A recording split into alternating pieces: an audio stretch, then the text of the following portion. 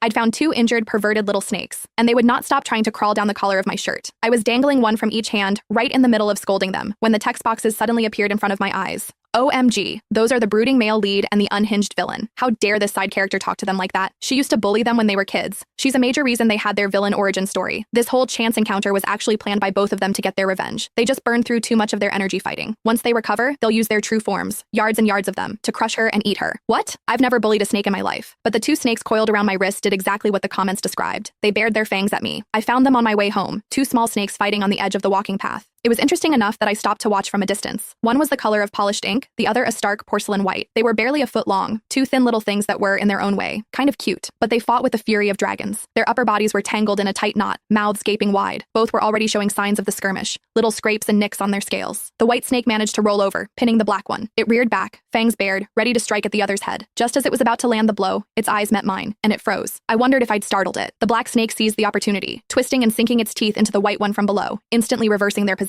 But the white snake didn't fight back. It went limp, letting the black one bite, its bright, rosy pink eyes fixed on me. A pang of sympathy hit me. Bolstering my courage, I took a step forward and clapped my hands, shouting, "Hey, knock it off!" To my utter astonishment, the black snake actually seemed to understand. It stopped its attack. The white snake lay on the grass, exposing its soft underbelly. The bite marks were clear against its pale scales, and it looked like it was on the verge of death. The black snake stared at me with its beady black bean eyes, then glanced at the motionless white snake beside it. A frantic energy seized it, its tongue flicking in and out of its mouth so fast it was a blur. It looked like it was trying desperately to speak. Seeing my bewildered expression, it gave up and simply copied the white one, flopping onto the grass and going perfectly still. Well, I figured that was a truce. I turned and continued home. It wasn't until I was standing at my front door, digging through my purse for my keys, that I realized they had followed me. Our eyes met, all 6 of them. In perfect unison, both snakes went limp and dropped to the welcome mat with a soft thump. It was the most blatant case of insurance fraud I'd ever seen. "You want to come home with me?" Both of them started wagging their tails furiously. "I don't know," I hesitated. "Wild snakes can be dirty, have parasites and stuff, and I'm pretty sure there are rules against just picking up wildlife." The white snake stopped moving, its tongue flicking out pathetically. The black one, however, started spinning in tight circles, as if trying to show me how clean it was, that it wasn't wild at all. After a moment of internal debate, I let them in. I didn't have a proper terrarium, so a clear plastic storage bin would have to do for now. Surprisingly, they were almost unnervingly obedient. When I pointed to the bin, they slithered right in. I spent a while on my phone, using an image recognition app to figure out what they were. The consensus was corn snakes. Following the app's recommended links, I found a beginner's guide and ordered some antiseptic spray and other supplies for delivery. While waiting, I spoke to the bin. "From now on, I'll call you Ash," I said to the black one, "and you'll be Ivory." I didn't actually expect them to understand. My impression of snakes had always been that they were cold, detached creatures, not particularly in tune with humans. When the supplies arrived and I was unboxing the antiseptic, I said aloud to myself, "Okay, Ivory, you're first." To my shock, the little white snake nudged the lid of the bin with his head and slithered out on his own. He even rubbed against my palm like a cat, a bizarrely affectionate gesture. Inside the bin, Ash curled into a tight, miserable ball in the corner, head lowered. He wasn't even flicking his tongue anymore.